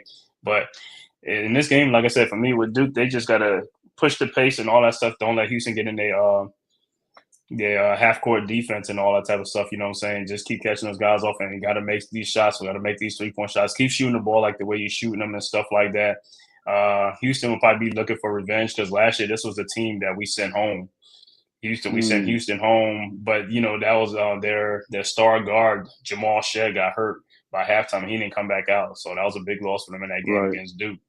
So they'll be looking for revenge in this game and stuff like that, man. But well, this is what I'll tell you in both of these games. This is just a one and done game, right? Of so course, most of the time in these games, which really can impact, and to me, in the college rank, that's what takes over most of the games. To me, is the coaching, the strategic gameplay they going into these games, and can predetermine. Nevertheless, the players, who is hitting their shots and who's not hitting their shots, who's getting really foul trouble? That's the whole thing, right? Correct. Foul trouble is going to be big things in these pressure games. Is always foul trouble. Definitely, whoever gets into foul trouble. Like, to me, I think Duke should have a good run at this game because Houston has high guard play. To most of their wins come off their high guard play, not really off their big man and all of that. So again, if their guards is not hitting their shots, then it's a possibility this could be a walkthrough for like the Alabama game for Duke. You know what I mean? Like you could tell where most of the scoring is coming from. No different, like I said, than the Auburn and Florida game. It's like it depends on the key guys and where they go with the ball and who's definitely in foul trouble or able to make shots to make that game win. But I think Duke should win that game. It did now come down to, the overall game where they're matched up against Auburn or Florida, where they're going to really have a tough time because I think they match up better with either one of those teams than anything. But yeah, like I said, that's the thing. Yeah, like you said, we're talking about that game against Auburn or Florida because we already played Auburn already. We beat Auburn early in the season. That was early in the season. Duke played Auburn, but they haven't played Florida. Florida reminds me of Alabama, so that's another scoring. Because Florida can score. You know what I'm saying? So, right. But Alabama, to me, Alabama's like the highest scoring team. Florida could be right there too. But like I said, I like my chances against either one of those teams. Like I said, Houston, we haven't played them this season. That's the only thing. Like I said, what I'm saying, we haven't played those guys because Houston kind of remind me of like when we played Texas Tech last year. Texas Tech is a physical team too. And we beat Texas Tech and we only beat them by like 3 or 4 points. So I could see the same thing with Houston, like a 4 or 5 point game. It's going to come down. It's not going to be like no blowout. I would love it to be a blowout, you know what I'm saying? Or it depends if Houston ain't hitting shots and Duke is making shots. I would love it to be a blowout, but I'm not going to, what I'm saying? Because it is, like I said, Houston is going to slow it down, or they're going to slow it. It's not going to be where you can just, and they get back on defense, then you really can't have too many fast break points because that's where you get a lot of points in transition when you could just throw the ball up and get some easy baskets. If Houston plays good defense getting back, then it's like, you know what I'm saying? They're going to slow the game down to a grinding halt. You know what I'm saying? Right. And, like I said, I got the Duke thing on tonight right now. I know. That's why I got my Duke stuff on. I was like, he said, got them colors on right now. I was like, hey, that Final Four talk. This dude come on in with the super fresh jacket on, talking about he's not a Duke fan. Like, stop, dude. He said, "Yo, can you tell I'm a Duke fan? Can people tell I'm a Duke fan or not?" The Duke jacket and the jersey in the background. Like I said, I'm a UNC fan. I just put this on for a show. They know I'm a Duke fan. I do the Duke game. They know I'm a Duke fan. It's like, hey, like I said, I would love the Duke to cut down the Nets, man, make it like their 6th championship and stuff like that. It could have been more championships, but like I said, man, due to the one and done rule and stuff like that, because that started a while ago. I mean, like I said, man, it's just like took on a life of its own because what's name was the first one. What's name actually was the first one and done. You know who the first one and done in Duke in the Coach K era? Who was Kyrie? No, before Kyrie, it was Corey Maggette. Corey Maggette was the first. Oh, that's right. That's right. That was 99. That was 99 when that was unheard of. That was 99 when that was even unheard of because everybody was staying like 3-4 years in school. Right. And wasn't Coach K mad at Corey for that? No, he wasn't mad. He wasn't mad at Corey. He was mad at what's his name for William Avery.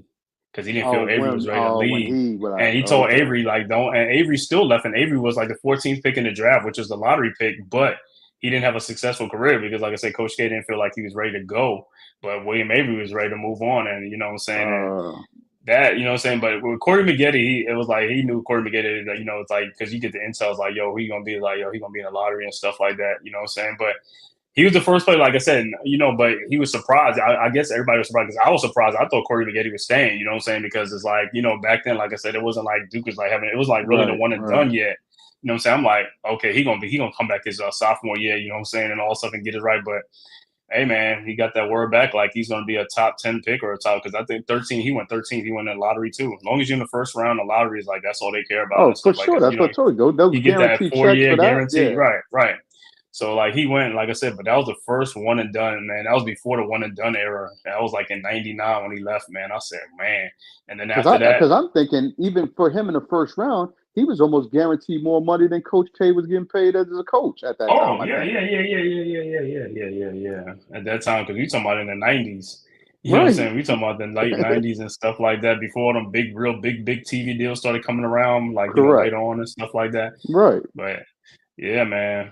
So like I said, but after that, man, he was the first one that opened up the floodgates. And then after that, what's the name was like kind of right behind him, but he never stepped foot on Duke campus though, and he committed to Duke, but he never stepped foot on that campus. Was Sean Livingston. That's right. He that went dude, straight out of right out of high school, because he went fourth in the draft because he was supposed to come to Duke, and then all of a sudden it's like, yo, the guy close. That dude said, nah. He said he's going to. I was like, what? I was like, he's going there, and this was before. This was so it's like this. He went straight out of high school. This ain't like, you know what I'm saying, all the other players for Duke they came to Duke though. At least they came for at least a year, a couple of years. It's like he said he was coming, and then bro, he started getting a lot of draft. I was like, yo, that dude was gone, and he was the fourth pick in the draft, and he never stepped foot on. Because if he'd came to Duke, he was going to be in that class with Luol Deng. He was going to be a Luol Deng and stuff like that with that class. Oh, okay. He would have been. He would have been. Yeah, but see, then you would have had way too many players. Some of those dudes wouldn't have shined anyway. No. But see, the thing about it, back at that time, though, I mean, those guys was in it. They was coming. They was like, Coach K had that stuff. He had it where it was like, you know, he had like, you know, he knew how you know, to the team that he wanted and stuff like that. And that was that kind of messed us up a little bit when he decided to go because he was going to be the point guard and stuff like that, because he was like a Walt Williams coming out of high school, like, you know, a wizard with the ball. You know what I'm saying? Like a 6'9", 6'7". He was tall, lanky. He was skinny as I don't know what, like. But he was the man in high school. Livingston was only 6'7", I think 6'6". Right, 6'7"? but he was long. But he was like a Tayshaun Prince, like somebody with body wise. Correct. With a 7-foot wingspan type player. But man, he's gonna be a Luol Deng and all that stuff and all. It was just like, it would have been nice though. You know what I'm saying? Because like I said, those guys are accounted for. You know what I'm saying? Because they know the guys are leaving. They account for these guys to come on in, and they don't come. It's like, oh man, you throw a monkey wrench because you was the point guard. You know what I'm saying? So I forgot. I got to see who was the point guard on that team. You know what I'm saying? So, but like I said, those are all things, man. But like I said, man, with the one and done with like Houston versus Duke in this game, man. Like I said, it's gonna be a tough game, man. Like I said, I see the Blue Devils coming out, man, and then they'll be playing for the championship, either Auburn or playing Florida, Auburn, and hey, let's go Duke, man. Let's ride it. Let's ride Duke, man. I think you're you know, we're not counting our eggs before it hatch type thing, I think Duke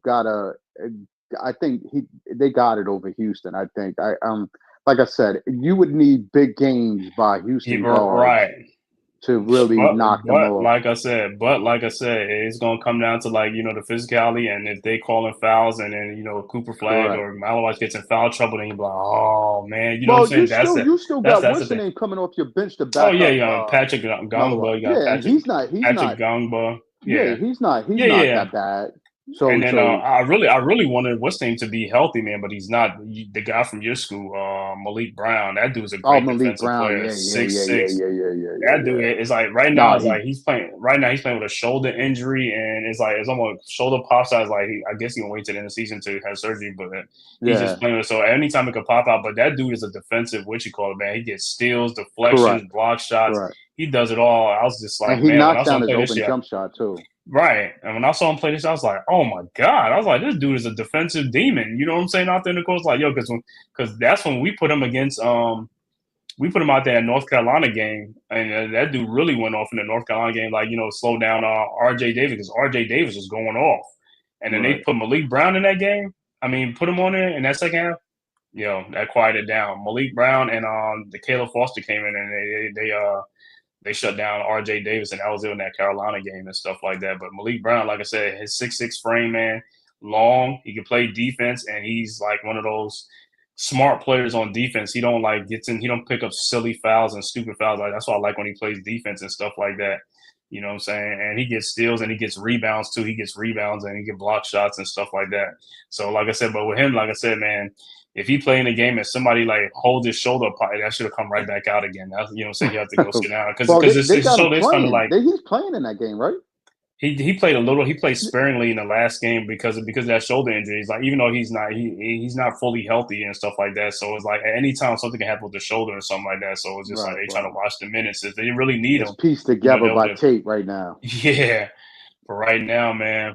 But yeah, so like I said, at the end of the day, man, I see Duke getting by Houston, and I see Florida getting by Auburn, and then championship game Duke and Florida is going to be a great game, man. And hey, I see the Blue Devils cutting down the Nets, man, in San Antonio and stuff like that. But if they don't, hey, man, I'm not going to be too mad, man. But like I said, I'll be a little hurt, you know what I'm saying? Because I feel like we could do it, man. You know what I'm saying? It'll be great for the program and stuff like that. But I ain't count my eggs before the hatch. But like I said, Duke has a good shot to win the national title, man. So who do you have in the? I know you got Auburn in the Florida game, and then the Duke and Houston game got Duke, and then.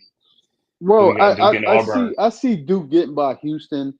I really, when thinking about the title now, I'm thinking if Auburn doesn't make it, see me, I'm thinking whoever wins the Auburn Florida game will take the chip. But I'm thinking, like I said, if Duke comes out and blow out Houston, I'm thinking I might have to change that. And I might have to give it to Duke. I mean, this might be Cooper Flagg's send-off. And like I said, that's why I started that by asking you that. If he won the title, like, you have to anoint him like, the top of that echelon. Because, like, as a freshman, without a doubt, this dude has been balling like crazy. Like, nuts crazy. You know what I mean? Like, he's been straight balling jacket, all season, get him out the padded room crazy. That's what I said. If that's the case, if he has another game against Houston and watching that Auburn Florida game, give that dude his props. He would definitely have to be right where he needs to be. I just don't like whatever team is going to draft him, which could be the Wizards or whoever. Like, because the Wizards to me is already stacked with talent, and I just think guys, Yeah, or he could go to Charlotte, but Charlotte still got young players. They don't even know what direction they're going.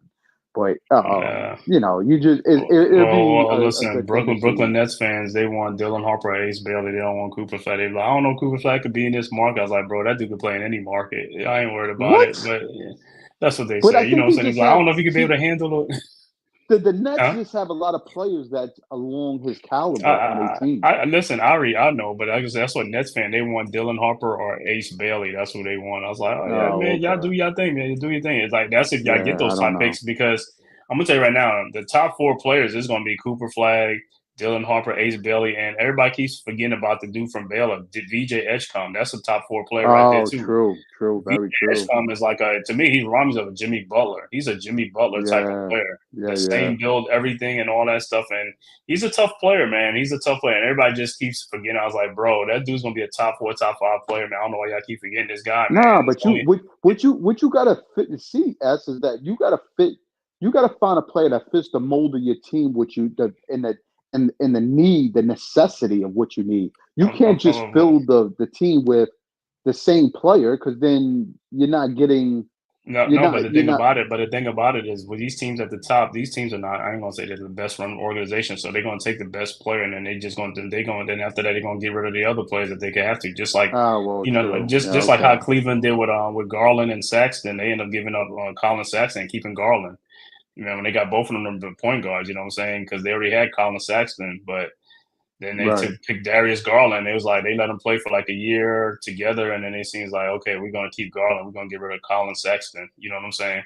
And I was like, Colin Saxton's a good player, but you know what I'm saying? But Garland is, you know what I'm saying? That's who they would rather build around, Garland and you know, and then they got Mitchell and these other guys. But yeah, man, like I said, so Saturday is going to be the game for both of these teams. Florida and Auburn plays first at 6:09 p.m., followed by Duke and Houston at like I want to say 9. Is it 9:40 something? It's gonna be like 9:40 p.m. or something. It's gonna be the most like watched game. Yeah, this I mean right here, they both gonna be because going into this this ending of this bracket. The team, the people, you're gonna have people really. They're gonna have high ratings. People gonna be watching, of course, because it's not like, oh, it's something to shake a stick. Yo, these are all, like you said, all number one, basically all number one teams, all and the they number all one ball out, seeds. Right? And they all ball out. So it'll be a good game all the way through and through. I'm hoping. And for let me say, and for Duke, I mean, they're gonna have the whole state of Maine watching. The whole state of Maine is watching Cooper Flag. You know what I'm saying? Because it's like, yo, that's just like, yo, he's ours. You know what I'm saying? Don't everybody can't claim him. He's ours. He's from here. He's from Newport, Maine. And everybody who knows, anybody know what Newport, Maine is. Newport, Maine is the home to New Balance. That's what New Balance headquarters is, Newport, Maine. Okay. So, and isn't he signed with them anyway too? He signed New Balance, yeah. Exactly. That's exactly why he even supported him. It's like Bird with Indiana when he was playing Magic, like French Lick, the whole Indiana, whoever you was watching Indiana. Yeah, watching that. So come on, stop it. Yeah, like listen, you're absolutely right. And how Maine is set up, and even the Mass area, the Massachusetts area, get out of here. He's gonna have that whole echelon. The whole New England states, all the New England states going to be watching in Maine, Vermont, New Hampshire, Connecticut, they'll be Rhode eating Island, that New England chowder up there. Chowder. You know what I'm saying? They'll be eating that clam chowder up there, exactly. Oh, hold on. Let me see what Pat said. Yo, my Gators in the Final Four. Let's get it. Yeah, Pat, man. Your Gators in the Final Four, man. Your Gators in the Final Four. My Duke is in the Final Four, man. Look like we headed for a collision course, possibly. You know what I'm saying? Because Florida, like I said, Florida, like Alabama, they can score, man.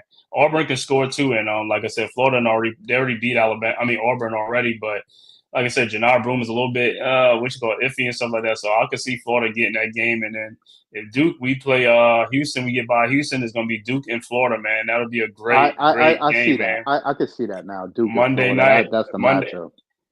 Hey, Pat, let me know. Monday night, we might have to call that. You're going to have to call that game. Duke and Florida, they meet Monday night for the championship. You know what I'm saying? I won't even do a Knicks thing. I'm going to do that game anyway, the March Madness game on Monday night, the championship game anyway.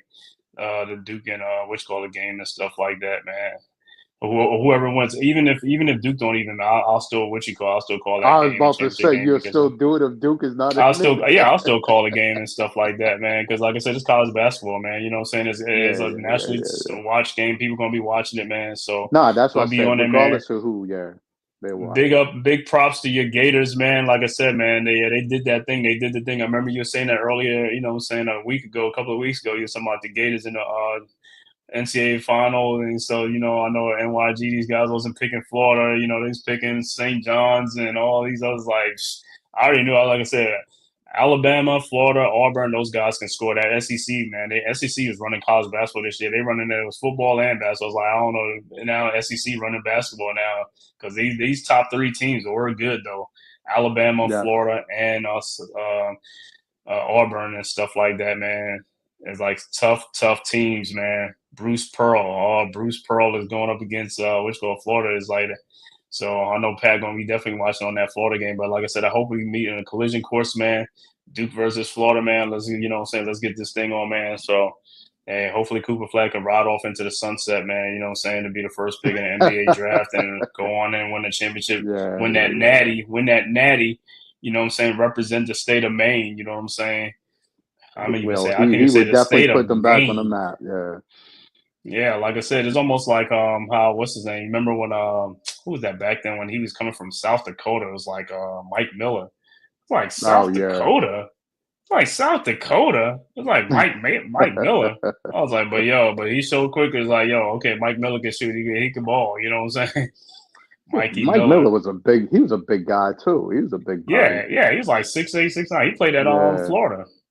Mike Miller and stuff like that. But we're gonna wrap it up, man. Hey, like I said, I'm not doing a game tomorrow. The 6th game, I'm gonna do the Cleveland game on Wednesday at 7 o'clock. I would think not. that the Sixers game ain't gonna be Twitch, but that Cleveland game be back here at 7:00, man, on Wednesday, man, to do the Knicks and the Cavs, man. First of all, I want to thank everybody, man, for tapping in from YouTube, Twitter, man, and all social media platforms to the Man Cave Podcast, man. If this is your first time to the channel, man, please hit that like and subscribe button, man. Also share it on all social media platforms, man. Like I said, man, and also go subscribe to the Aboriginal Sports Network, man. The link is right there in the chat, man. Our one centralized location for all of our content, man. Like I said, these guys on there we're doing basketball, football right now. You go on there right now, you can look at the football film breakdown, players, in the draft and stuff like that. They talking about these players. They even interview some of these players and stuff. So you go on there, man, and you could just look at all the replays and stuff like that. Is all on there. And let's make sure, man, also go to our website too, man, the aboriginalsportsnetwork.com. Make sure you go check out that website. You still got stuff on there, as well as some blogs and stuff like that, man, and also more videos and stuff like that, man, and also our Patreon on there. Make sure you go check it out, man. But like I said, man, thank you guys for tapping in, man. Make sure you hit that like and subscribe button, man. D, you got anything left to say? You want any last words? Yo, I only gotta say, support the brothers in their efforts to giving you the content that they give you. And like I said, go Knicks, go Yankees. They're bombing away, yo. Support. Bro, I ain't even get into that. Right. Yeah, the exactly. Yankees are bombing away with them new bats, right? With them new bats that everybody's talking about. If they see how they bat, you need to put some of those in your locker room or in your dugout, right, so y'all can start doing the same thing. So don't hate on it. Just congratulate and join the new batting. Yo, and let me show you my jacket so everybody thinks like, yo, this is like, yo, you see this Duke, this Duke thing right here? You see this thing right here? Do you see that thing right there? You see that thing right there? Don't let that shit choke you on the way out.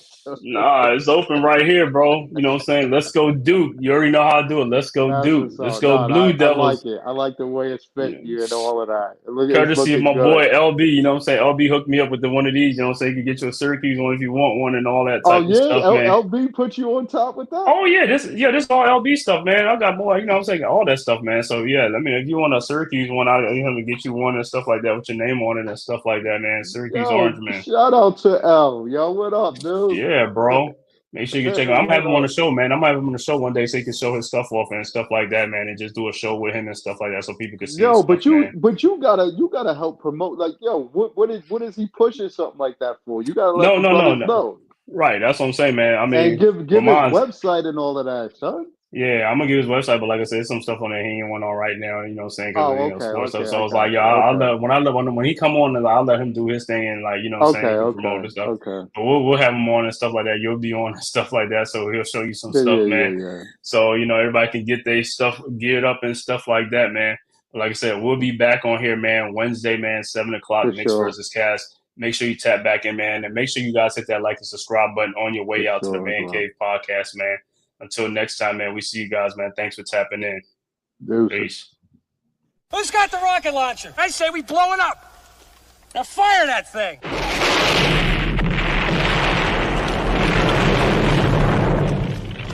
It's for the city of sports, playing with a giant Nick.